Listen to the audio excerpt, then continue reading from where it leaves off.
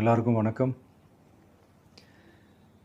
இந்திய அரசியல் சாசனம் நம்ம தமிழ்நாட்டில் இருக்கிற எல்லாருக்குமே கொடுத்துருக்கிற உரிமையில் ரொம்ப ரொம்ப முக்கியமானது ஓட்டிங் ரைட், வாக்குரிமை. ஒரு மனுஷன் உயிரோடு இருக்கான்றதுக்கு அடையாளமாக இருக்கிறதுல அவனோட ஓட்டுரிமை ரொம்ப முக்கியம். அதனால தான் voting is not only our right but also our life. ஒரு முக்கியமான விஷயத்தை பற்றி இப்போ நான் உங்ககிட்ட ஷேர் பண்ண போகிறேன். இது நான் ஃபஸ்ட்டு கேள்விப்பட்ட உடனே எனக்கே ரொம்ப ஷாக்கிங்காக தான் இருந்தது. இப்போ நான் பேசிகிட்டு இருக்கிற இந்த நேரத்தில் தமிழ்நாட்டில் இருக்கிற நம்ம யாருக்குமே ஓட்டு போடுற உரிமையே இல்லைன்னு சொன்னால் நம்புவீங்களா? நான் நீங்கள் உட்பட யாருக்குமே அது இல்லை. நான் பயமுறுத்துறேன்னு நினைக்காதீங்க, அதுதான் நிஜமும் கூட. கொஞ்சம் ஏமாந்தால் நம்மளை மாதிரியே இன்னும் லட்சக்கணக்கான பேருக்கும் இதே நிலைமை தான். ஓட்டு போடுற அந்த உரிமையே இல்லாத மாதிரி ஒரு நிலைமை வந்தாலும் வரலாம்.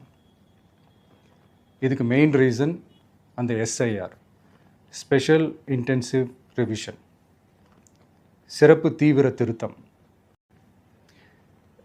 இப்போது இந்த எஸ்ஐஆர் நம்ம தமிழ்நாட்டில் எப்படி ஒர்க் ஆக போகுது? கடந்த ஜனவரி மாதம் எடுத்த அந்த கணக்கெடுப்பில் 6,36,00,000 வாக்காளர்கள் நம்ம தமிழ்நாட்டில் இருக்கிறாங்க. ஆனால் அவங்க யாருக்குமே இந்த ஓட்டு போடுற உரிமையே இல்லை. அந்த பிஎல்ஓன்னு சொல்லுவாங்க, பூத் லெவல் ஆஃபீஸர்ஸ், வாக்குச்சாவடி நிலை அலுவலர். அவங்க தான் வீடு வீடாக போய் அந்த ஃபார்மை கொடுப்பாங்க. அதை நம்ம ஃபில்அப் பண்ணி கொடுக்கணும்.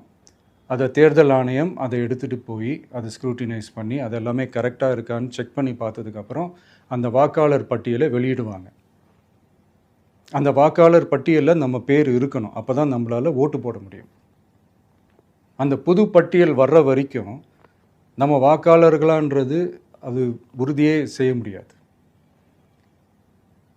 இன்கேஸ் அந்த புது பட்டியலில் நம்ம பேர் இல்லைன்னா அது ஒரு தனி ப்ராசஸ், அது ஒரு தனி ஃபார்ம், அது ஒரு தனி கிளைம்ன்ற மாதிரி அது ஒரு வேறு வேலை. ஸோ இந்த மாதிரி நிறையா சிரமங்கள் குழப்பங்கள் இருக்கிறதுனால மக்களுக்கு இது மேலே ஒரு கன்ஃபியூஷன் ஒன்று இருக்குது. இது என்ன வெரிஃபிகேஷனா இல்லை ஒரு மறைமுக ரீரெஜிஸ்ட்ரேஷனா இல்லை இது ஒரு நியூ ரெஜிஸ்ட்ரேஷன் மாதிரியே தானா அப்படின்ற மாதிரி நிறைய கன்ஃபியூஷன் இருக்குது. அவங்க செய்ய வேண்டியதெல்லாம் ஒன்று தான்.